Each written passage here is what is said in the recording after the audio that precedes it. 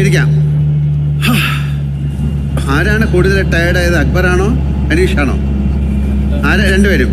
Good morning ആണോ സുപ്രഭാതമാണോ നല്ലത്? രണ്ടും നല്ലതാണ്. അതെ. പിന്നെ എന്താണ് അക്ബറിന്റെ പ്രോബ്ലം? അതായത് ഞാൻ ഒറ്റപ്പെടുത്തുന്നു എന്നുള്ള വാക്ക് ഞാൻ പ്രയോഗിച്ചിട്ടില്ല അവിടെ എന്നൊക്കെ പറഞ്ഞു. അപ്പൊ ഞാൻ പറഞ്ഞ കാരണങ്ങളൊന്നും ആള് നിഷേധിക്കുകയാണ്. അങ്ങനെ സംഭവമേ നടന്നിട്ടില്ല. നിങ്ങൾ മലയാളത്തെ സപ്പോർട്ട് ചെയ്യും, നിങ്ങൾ ഗുഡ് മോർണിംഗ് പറയരുത്, നിങ്ങൾ സുപ്രഭാതം എന്ന് പറയണമെന്ന് പറഞ്ഞപ്പോൾ ഞങ്ങൾ എല്ലാവരും ചോദിച്ചു, നിങ്ങൾ ഇത്രയും ദിവസം ഗുഡ് മോർണിംഗ് അല്ല പറയുന്നത്, പെട്ടെന്ന് ഒരു ദിവസം സുപ്രഭാതം ആക്കിയിട്ട് നിങ്ങളെല്ലാം. അപ്പോൾ അങ്ങനെ ഒരു കൗണ്ടർ ക്വസ്റ്റ്യൻ ചോദിച്ച സമയത്ത് എല്ലാവരും മലയാളം സപ്പോർട്ട് ചെയ്യാൻ വന്ന ഒരു കോമഡറെ നമ്മളെല്ലാരും കൂടി ഒറ്റപ്പെടുത്തുന്നു പറഞ്ഞുണ്ടാക്കി. ഞാൻ സത്യത്തില് ഞാനൊരു എഴുത്തുകാരനാണ്. അപ്പൊ മലയാളത്തെ പ്രൊമോട്ട് ചെയ്യാൻ കിട്ടുന്ന എല്ലാ അവസരങ്ങളും ഉപയോഗിക്കണം എന്ന് വിചാരിച്ചിട്ട് തന്നെയാണ് ഇങ്ങോട്ട് വന്നത്. അപ്പൊ അതിന്റെ ഭാഗമായിട്ട് എനിക്ക് ഏതെങ്കിലും നല്ല വാക്കുകൾ അറിയാമെന്ന് വെച്ചിട്ടുണ്ടെങ്കിൽ അത് ഈ ഷോയുടെ ഭാഗമായിട്ട് ഉയർത്തി കൊണ്ടുവരാനായിട്ട് ഞാൻ ആഗ്രഹിക്കുന്നു. അതിലെന്താണ് തെറ്റ് എന്ന് എനിക്ക് ഇപ്പോഴും പിടികിട്ടിയിട്ടില്ല. മലയാളം എംഎ എന്തായിരുന്നു? അല്ലല്ല, മലയാളം അല്ല ഞാൻ പഠിച്ചത്. പക്ഷെ ഞാനൊരു ബുക്ക് എഴുതിയിട്ടുണ്ട്. അപ്പോൾ ഇങ്ങനെയുള്ള വാക്കുകൾ പലരും മറന്നു പോയിട്ടുള്ള വാക്കുകളാണ്. എന്ത് ബുക്കിന്റെ പേരെന്താ?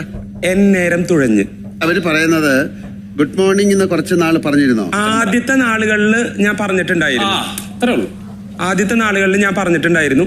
അത് കഴിഞ്ഞിട്ട് ഞാൻ എനിക്ക് തോന്നുന്നു ഇത്രയും നേരം പറഞ്ഞിരുന്നത് ഞാൻ പറഞ്ഞിട്ടില്ല എന്നാണ് ഇപ്പൊ അക്സെപ്റ്റ് ചെയ്തു.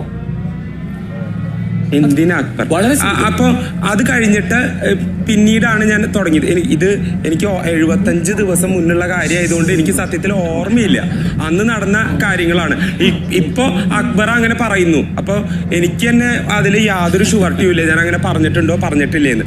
എന്റെ ഓർമ്മയിൽ നിൽക്കുന്നത് ഞാൻ മോർണിംഗ് സോങ് തുടങ്ങുമ്പോൾ ഞാൻ ഗുഡ് മോർണിംഗ് ഗുഡ് മോർണിംഗ് എന്ന് പറയുന്നുണ്ട്. നമ്മള് ഗുഡ് മോർണിംഗ് ഒരു മലയാള വാക്ക് പോലെയാണ് ഇപ്പൊ എല്ലാവരും ഉപയോഗിക്കുന്നത്. അതെ, ശരിക്കും പറഞ്ഞിട്ടുണ്ടെങ്കിൽ ഇങ്ങനെ സുപ്രഭാതം പറയണം എന്ന് വിചാരിച്ചിട്ട് ഒന്നുമല്ല ഞാനത് തുടങ്ങിയത്.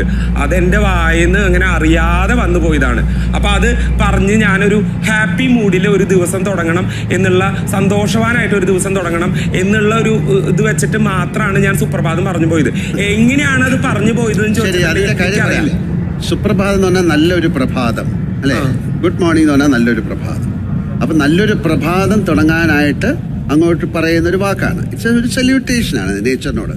ഒരു ഗുഡ് മോർണിംഗ് അല്ലെങ്കിൽ ഒരാളെ കാണുമ്പോൾ. അപ്പൊ രണ്ടും നല്ലതാണ്. നിങ്ങൾക്ക് ഇഷ്ടമുള്ളത് നിങ്ങൾ പറയാം. ഓക്കെ, എന്ത് പറയണമെന്ന് നിങ്ങൾ തീരുമാനിക്കൂ, എന്ത് കേൾക്കണമെന്ന് നിങ്ങൾ തീരുമാനിക്കൂ.